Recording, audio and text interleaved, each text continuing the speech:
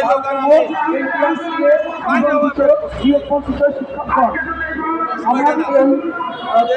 যে প্রতিষ্ঠা এটা শুনছেন শুধু জাতীয় প্রেক্ষাপটে নয়, যে সকল মিডিয়ার ভাইরা প্রচার করছেন এটা সারা বাংলাদেশে একটা পত্র বন্ধ হোক।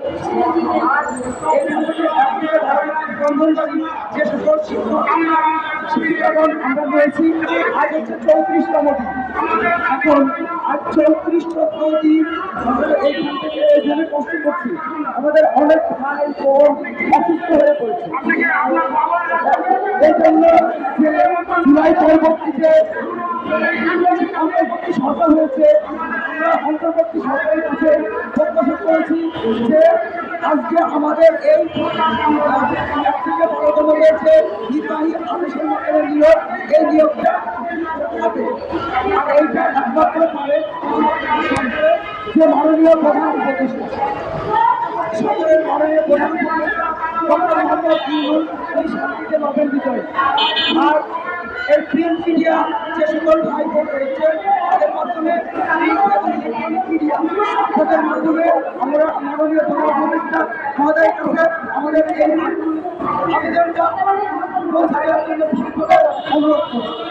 উনি যেন আমাদেরকে এই সুচিন্তা কামনা করেন যে এইখানে আমরা যেন আছি সারা বাংলাদেশের 64 জেলার মধ্যবিত্ত পরিবারের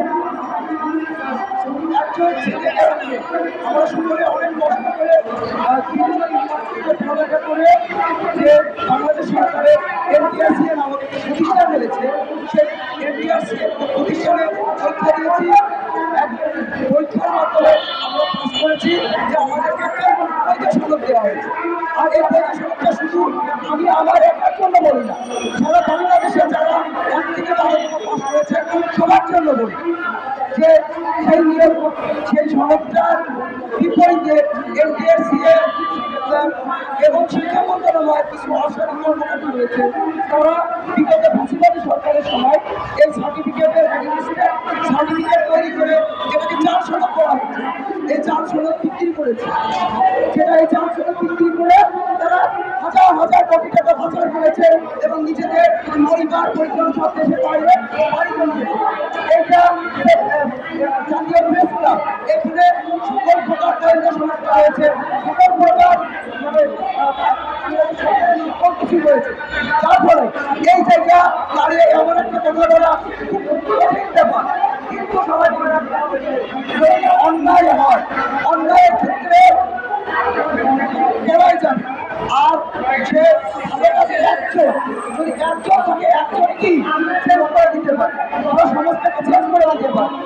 এখন আমাদের একজন ঢুকে ভারতের ভাই বোন অনেকের ব্যাপারে বলা হয় যে ওনাদেরকে বয়স হয়েছে।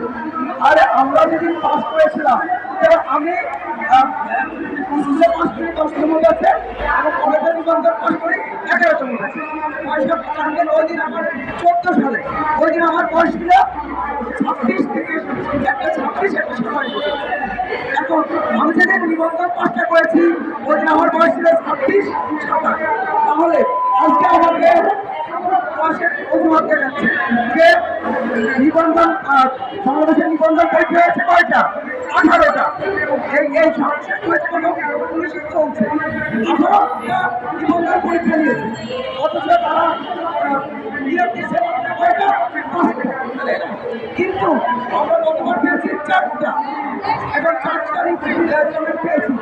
তার মধ্যে একটু কথা বলি, আমাদের মধ্যে ইতিমধ্যে উপস্থিত হয়েছে নির্বাহী পরিচালকের অন্যতম একজন রুহুল আমিন পাখি ভাই। রুহুল আমিন পাখি ভাইয়ের আগমন, পাখি ভাইয়ের আগমন, রুহুল আমিন পাখি ভাইয়ের আগমন।